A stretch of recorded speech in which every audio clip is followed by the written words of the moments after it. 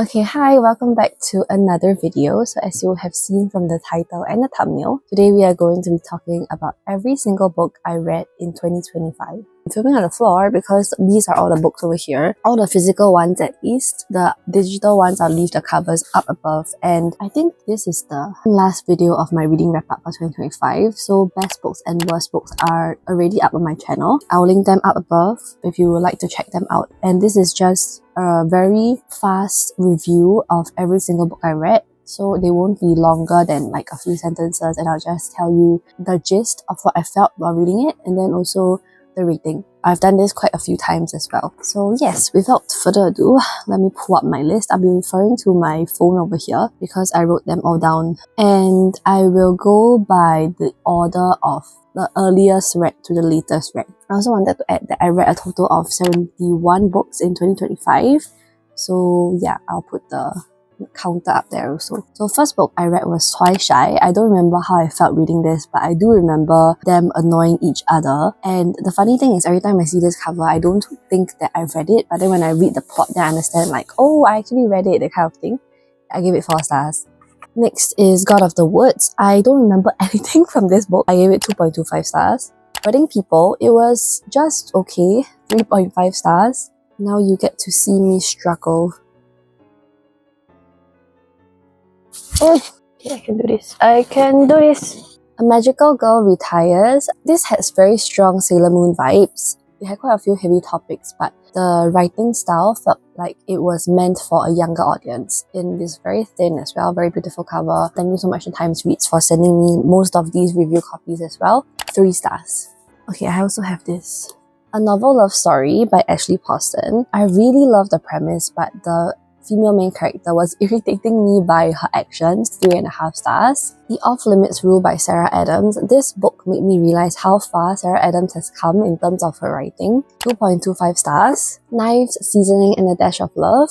I love reading about chefs and cooking and everything, and I really enjoyed this, though it was a little long. 4 stars. See You Yesterday. It got a little bit too repetitive and too long for my taste. 3.25 stars. The Love of My Afterlife. I really wanted to love this more than I actually did in the end. 3.5 stars. Delegate Dream Department Store. This is the Korean edition, but I read it in the English form. I bought it because I wanted to enhance my Korean language skills, but I haven't gotten around to reading the actual Korean text yet. And this book made me realize that I'm more of a character person than a plot person. 3.25 stars. The Lantern of Lost Memories. I wished that this was longer, and that was my only critique for the book. 4.5 stars. I Decided to Live as Me. This is a non-fiction illustrated checklist, and I have no rating for this because I don't read non-fiction. This had a lot of life lessons, but I didn't come out of it feeling particularly changed, and that's all I'm gonna say.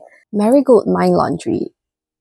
So pretty. The concept and execution was confusing at times, but an overall okay read. 3.25 stars. I forgot to mention, but if any of the books that I've read were featured in videos, I'll leave them up above as much as possible. What you're looking for is in the library. A librarian that recommends you a book to solve your problems. Yes, please. I would love that to happen for me as well. 4.5 stars. The Book of Doors. I love that this has short chapters, and I also really love the concept of books having like power and things like that. 4 stars. Lizzie Blake's Best Mistake. Sometimes I randomly think about this story, just that I don't recall the title, so I flounder about until I realize that it is this story. And maybe Unexpected Pregnancy is a thing that I like. 4.25 stars. The Plus One. I really love the independent girl and the let me do this one thing for you guy trope. 4.25 stars. Everyone in my family has killed someone. I liked that it broke the 4-4, but I couldn't really grab my attention. 2.5 stars. Daydream. I loved the start to middle of this, and then it became like, why are we not ending? The slow burn was good, but I felt like it could have been more, and I really need more like angsty fluff. Very Mature Romance. 4.25 stars. Everyone on This Train is a Suspect, which is the sequel to Everyone in My Family Has Killed Someone. I enjoyed this better than the first book. 3.75 stars. The next best fling was Feeding Into My Delusions, and this had the angsty fluff that I love. 4 stars. Mixed signals. I occasionally think about this book and the bakery and a particular scene involving the male and female characters at the bakery. I can't really remember the particular setting, but it's just engraved in my brain. 4 stars. Camera shy. I was enjoying this until he started calling her queen all the damn time, and there was a constant use of YOY. Could have been shorter as well. 4 stars. The eyes are the best part. This creeped me out in a body horror kind of way, and I didn't know that I could be creeped out like that. 4 stars. The Legend of the White Snake. It was a surprisingly good read with a good plot. 4 stars. The 13th Child. This book is the book this year that made me realize that I can still enjoy a thick fantasy. 4.25 stars. A Little Life. This book took me 300 days to read, and I only read it because of the hype. But I really wasn't blown away, and I'm very glad that I decided to read it with my friend, because otherwise I don't think I would have been able to finish it. 3.5 stars. Look at my tabs though. Bag, Borrow or Steal. This is my least favorite book in this series of Sarah Adams. 3.5 stars. Incidents Around the House wasn't very scary, and I really expected more from this. 2 stars. Deep End.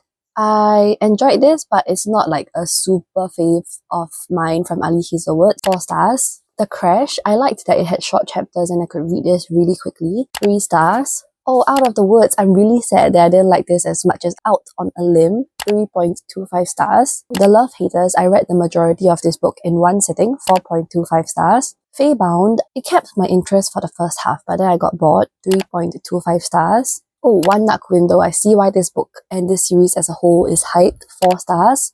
Then I read the sequel, Two Twisted Crowns, and I got a little tired of the world, so I gave it 3.75 stars.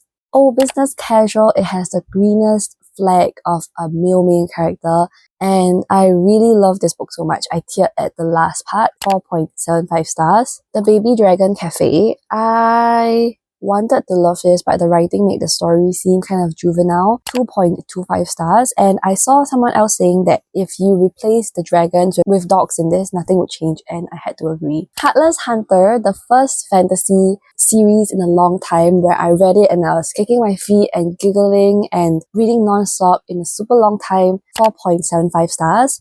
And Rebel Witch. I believe this is the first book, the first sequel where I enjoyed it even more than the first book. 5 stars. Picking Daisies on Sundays. My worst book of 2025. And I finished it so that I can give it a bad rating and rant about it on Goodreads. 1.5 stars. I believe I didn't mention this rating in my worst books, but I left it in the description. 1.5 stars. We Used to Live Here. Oh, it was so creepy. Oh, I can still remember some of the scary parts. When will people learn to stop doing stupid things in horror books? 4.5 stars. So creepy, and I couldn't read this at night because I was so scared. How to Make Friends with the Dark was very repetitive with her grief over her mother in a way that made me tired of the story. You can talk about it, but I believe that there are better ways to express the grief in different layers, you know? It was also too YA for my liking. 2 stars. A Language of Dragons. I have 2 copies of the physical books over here, like this. This was another case of I was drawn in, but I got bored around halfway or 3/4 of the book. 3 stars.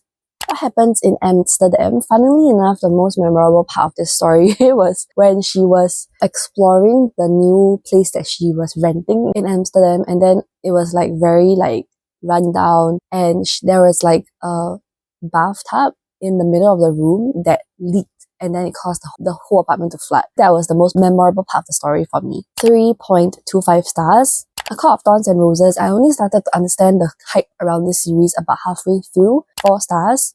A Court of Mist and Fury, the best book of this series in my opinion out of the 3 that I've read. 4.25 stars. Practice Makes Perfect was a reread and the only reread I read this year, and it still gave me butterflies. 5 stars. Mile High. I guess I will never understand why romance books needs to be more than 400 pages. 3 stars. Vera Wong's Guide to Snooping on a Dead Man. Jesse Q. Susanto's way of writing books featuring older female characters will always be my favorite. 4.25 stars. Morbidly Yours. I saw people on TikTok recommending this book and I gave it a try, only to be disappointed. 2.5 stars. Hot for Slayer was enjoyable but forgettable, especially because it's a novella. But I really loved how they were dancing around each other for centuries. 3.75 stars. A Court of Wings and Ruin. I was very tired of this series by this point, especially since I had to read like a few books in between before coming back to this series and I still felt tired of it. 3 stars. The spell shop was cozy but not a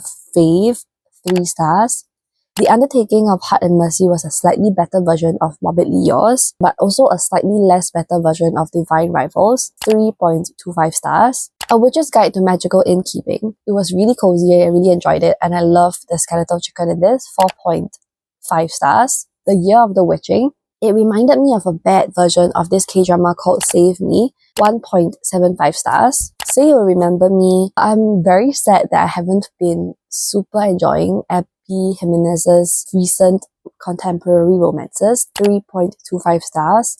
Not Quite Dead Yet was not as good as the reappearance of Rachel Price, but better than the last book of the A Good Girl's Guide to Murder series. 4 stars. Great Big Beautiful Life is one of my least favourites from Emily Henry. 2 stars.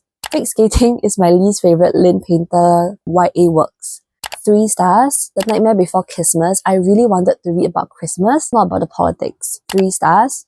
Mistletoe Meet Cute was a super cute novella that had a very complete story for me. 4.25 stars. The Elven Days of Christmas, according to my stats video, is a spoiler. It's one of the most underrated books that I've read this year, which I don't understand. Please read it. 4.5 stars. The Holidays, I couldn't stop reading this book. 4.5 stars. Good Spirits was predictable, but good. 4.25 stars. The Scorpion and the Night Blossom. The first half of this was good, and then I got a bit bored, but I do still want to read the sequel that's coming out this year, and I forgot to put that in my anticipated reads too. 3.5 stars. Did I not put the first time caller? Okay, this is between Love Haters and Feybound. So after Feybound, before Love Haters. First Time Caller by B.K. Borison. I also really wanted to love this more than I actually did. I gave it 3.5 stars. Still excited to read the sequel though. And it's so pretty. I can't bear to part it from my shelves just yet. Book Boyfriend had a really unique premise and the world building was very good. I just wasn't very drawn in by their chemistry. 3.75 stars. My last physical book. Out of Sight. Military fiction is not for me. 1.25 stars. And then the last book that I read this year, Cruel Winter with You. I read this because I didn't want to finish my year with a 1.25 star. So I decided to read a novella. It was quite cute, but it had the miscommunication trope. And on the flip side, he might also be a little bit too obsessed with her. 3.5 stars. And yeah, with that, I've come to the end of this video. There's a lot of books around me now. I hope you enjoyed this very quick rapid fire style of summarizing my reading, and let me know what was the best book you've read this year. And yeah, if you enjoyed, please give this video a thumbs up. Consider subscribing to my channel for more of such content. I hope you're having a great day or a great week whenever or wherever you're watching. Remember, stay hydrated, and I'll see you in my next video.